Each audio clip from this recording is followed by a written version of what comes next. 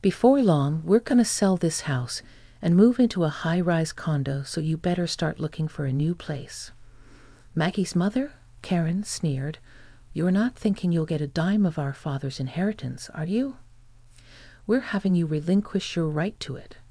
You got that, Ashley?" My sister threatened me, her face a horrifying mask of cruelty. Ashley's boyfriend stood to the side, his laughter only adding salt to the wound. It was unbearable. Our father's funeral had barely finished, and they dared to talk like this. "You heard the absolute worst. I can't stand this anymore. I'm cutting ties with you all." The moment I shouted those words, the doorbell rang. Standing there was a man I felt like I've met before. "My name is Maggie. At 22, I'm soon to graduate from university. Nothing to brag, but I'm strong-willed and patient. From my childhood through university, I've always quietly, diligently focused on my studies. I've maintained reasonably high grades, and I do have dreams I want to fulfill. Although I'm content with my daily life, I also have a significant worry, and that is—" "Maggie, come downstairs now." A loud voice rang from below. With reluctance, I went downstairs to find my mother, Karen, and my sister, Ashley. "Mom, sis, what's up?" "I was studying," I said. "As usual, you nerd. You're still studying even though university is almost over." What a hard worker. The one laughing was my sister, Ashley. The beauty like our mother. She's flamboyant, and was even a popular model back in the day. Now she's unemployed, under the gaze of helping around the house. "We're going shopping. You should clean the dishes and do the laundry. Don't forget to iron properly, okay? Also, we're out of detergent and other things, so you should go shopping." Mother calmly ordered me to do the housework, knowing she would get furiously angry if I talked back. I quietly responded, "Okay." I left the house stressed out to the nines and high in spirits.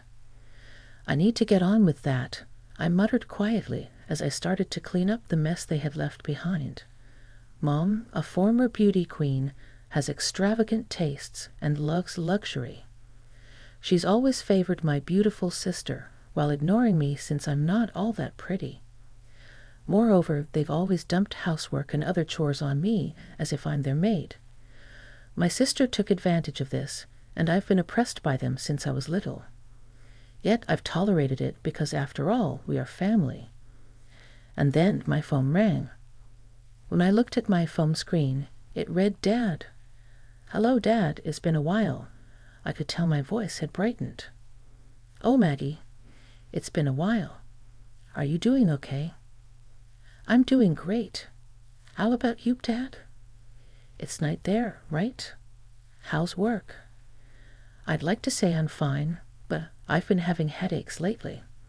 I'm planning to go see a doctor soon. How's your schoolwork? Is it going well?" "Take care of yourself, okay?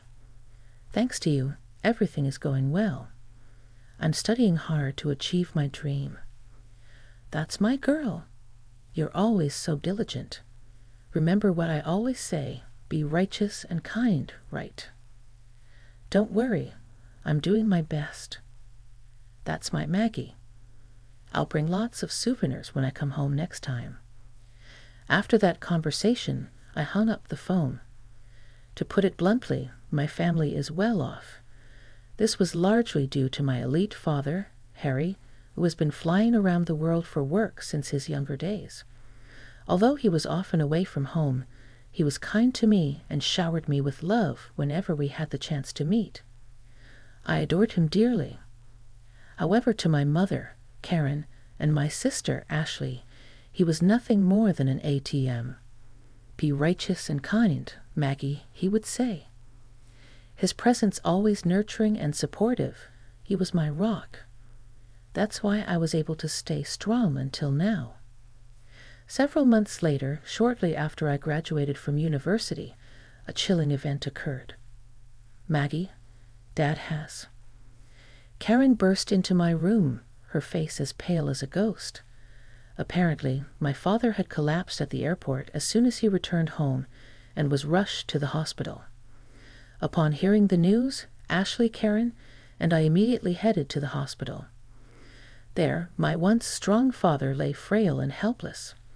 "We suspect he's had a stroke," the doctor informed us. Despite extensive treatment, my father barely improved. To be specific, he was left with severe physical paralysis and a speech impairment, unable to stand or converse properly. To care for my now dependent father, I decided to put my dreams on hold and dedicate myself to his care at home. Predictably, Karen and Ashley completely ignored him, treating him as if he was useless. They didn't even help with his care, let alone come by and see him. "Mom, Ashley, if you helped with Dad's care once in a while, I'm sure he'd be really happy," I pleaded. However, their response was always the same. "We're too busy. We've left Dad's care to you." "Dad, it was a lovely day today," I would tell him. "Thank you," he would struggle to reply. I studied and learned about caregiving. I made sure he could see outside by keeping the curtains open, fed him specially prepared meals, and arranged fresh flowers every day. Though I had help from professional caregivers, I did everything I could for him with all my heart, remembering my father who had worked so hard for us and showered us with love. I was desperate to do everything I could for him. Whenever times got tough, I would recall his words, "Maggie, always be righteous and kind," and each time it gave me the strength to carry on. One day, I overheard Karen and Ashley whispering in the house. "Thanks to Dad's insurance money, I was able to buy that bag I wanted," Karen said. "I know, right?" "Thanks, Dad. Maybe I should get a new wallet too," Ashley chimed in. I held back from yelling at them and continued to listen, only to hear Karen utter something even more shocking. "If Dad were gone, we'd receive a few $100 million from his life insurance and inheritance he's been saving up through his job and investments." "Wow, Mom, and we should totally buy a luxury condo, and my boyfriend could live with us." "Oh, I wish Dad would hurry up and die." Indeed, I couldn't bear it any longer and left the scene. My father was struggling to stay alive, and yet they were spending his insurance money and dreaming about a luxury condo from his inheritance, wishing for him to die sooner. I felt like vomiting out of anger and despair. In reality, my mother and Ashley had been living it up recently, buying brand name items and even leaving my father and me behind to go on overseas trips. But there was no way I could tell my father, who was already having such a hard time. I didn't want to sadden him. Pretending I hadn't heard my mother and Ashley's conversation, I devoted myself to taking care of my father. Many friends and acquaintances often came to visit my father. They all loved him. I particularly remember an older man in a suit and glasses who often came. I wasn't present, but he was probably an executor from my father's company or something. He would bow his head and greet me whenever he saw me. I was happy that my father was loved, and on the days when he had visitors, his face seemed brighter. I thought these days would continue, but a few months later, my father had a stroke recurrence and suddenly passed away. I cried, clinging to my father's body that no longer spoke. Even my mother and Ashley shed tears this time, mourning the loss of my father. What followed was a whirlwind. There was a wake and a funeral to be held, and of course my mother, the chief mourner, did nothing. Neither did Ashley. In the end, I had to go through all the procedures by myself, running around in a rush. The wake ended, and many people attended the funeral, with many flowers arriving as well. Seeing the character and popularity my father had in life, I felt somewhat comforted. At the funeral, sobbing voices echoed, and my father, with a peaceful face, embarked on his journey.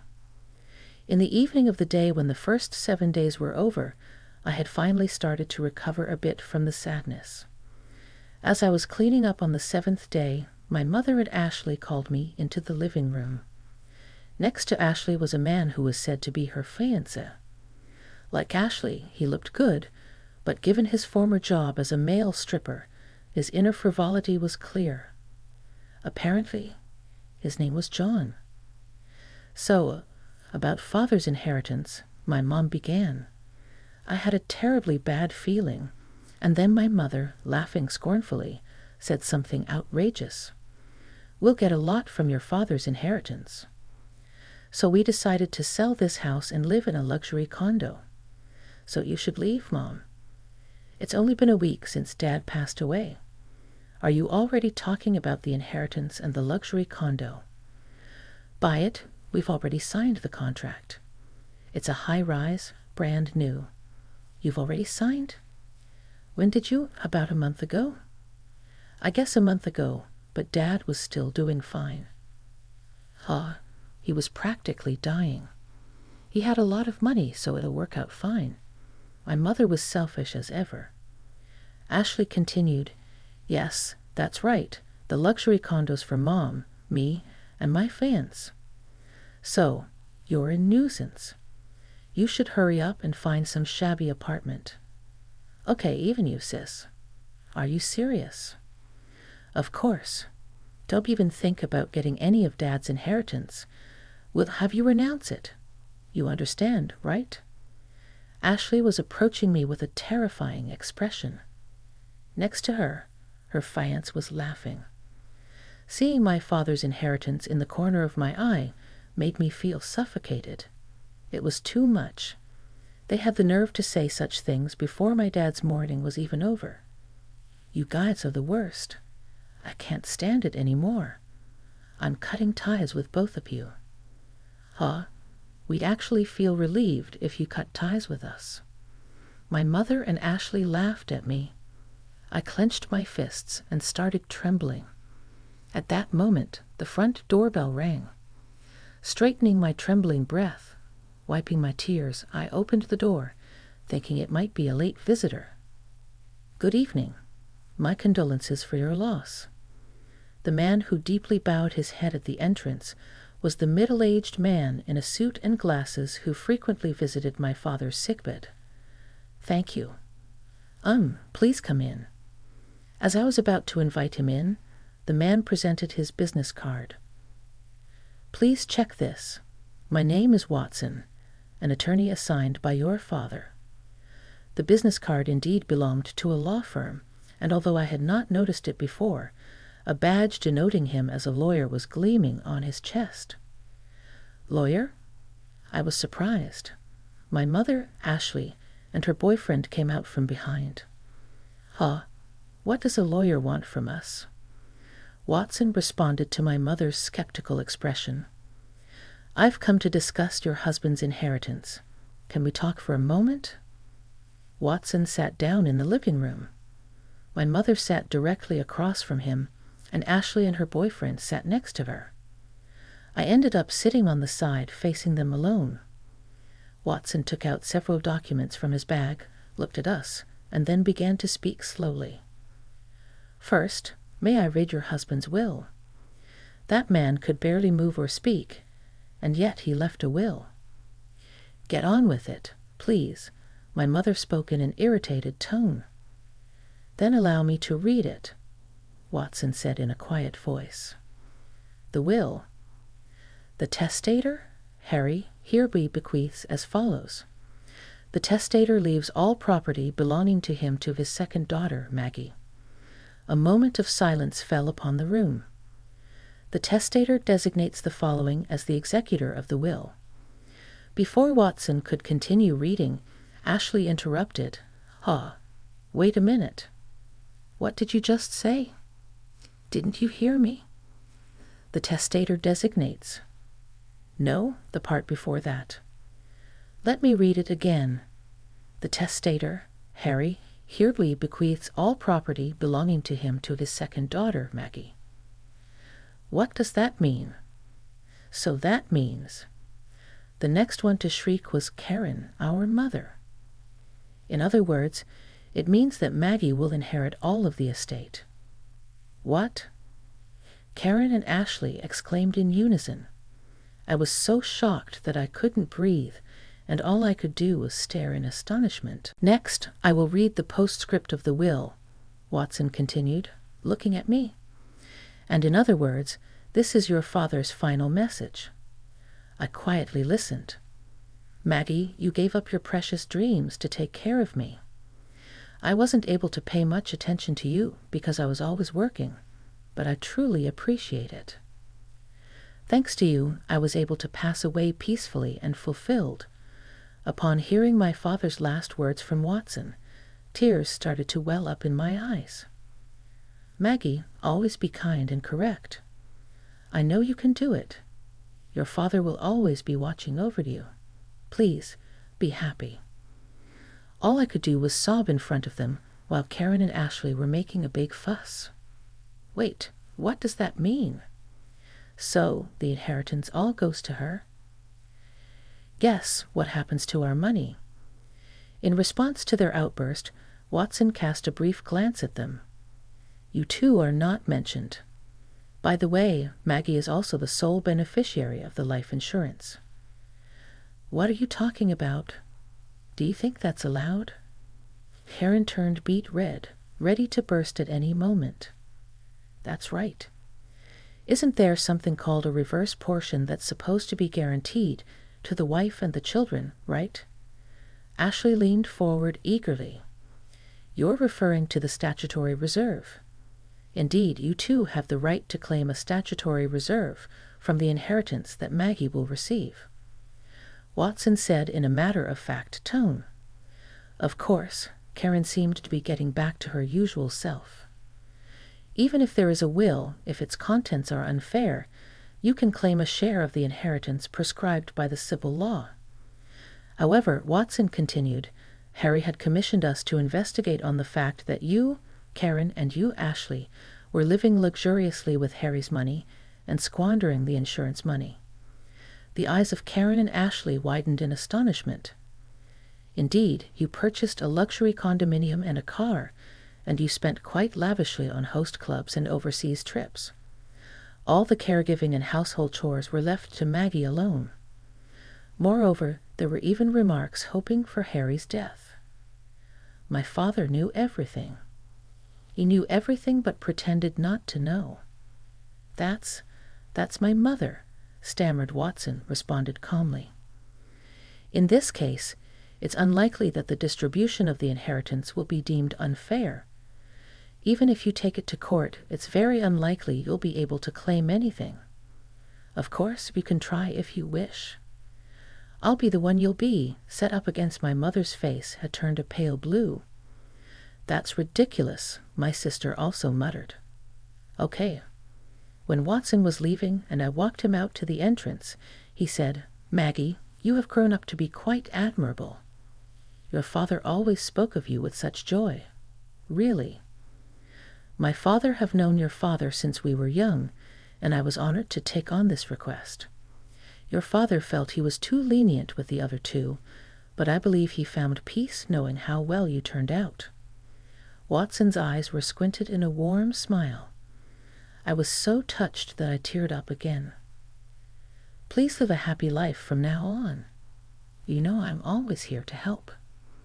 Watson left me with those words, and I kept bowing deeply to him. A year later, with Watson's help, I was able to inherit all of my father's assets. As for my mother and sister, my mother, unable to pay off the loans for the high-rise condominium she had already contracted, the expensive car, and the designer goods, eventually went bankrupt. My sister, on the other hand, was quickly abandoned by her boyfriend when he learned that she wouldn't be inheriting anything. And I heard through the grapevine that she's now living with my mother and working part-time. They called me for a while, but I kept replying, I've cut ties with you. Please contact me through a lawyer. I thought that was what my father wanted too. Now they don't contact me at all. As for me, I used my father's inheritance to attend a law school I had once given up on. Originally, I wanted to become a prosecutor to uphold my father's words, always be kind and correct. But now my dream has changed. After working with Watson, who had saved me in my time of need and provided unwavering support, I started to admire being a lawyer myself. So now I am studying hard to become one. I strongly wish to become a lawyer like Watson, who is always just and kind.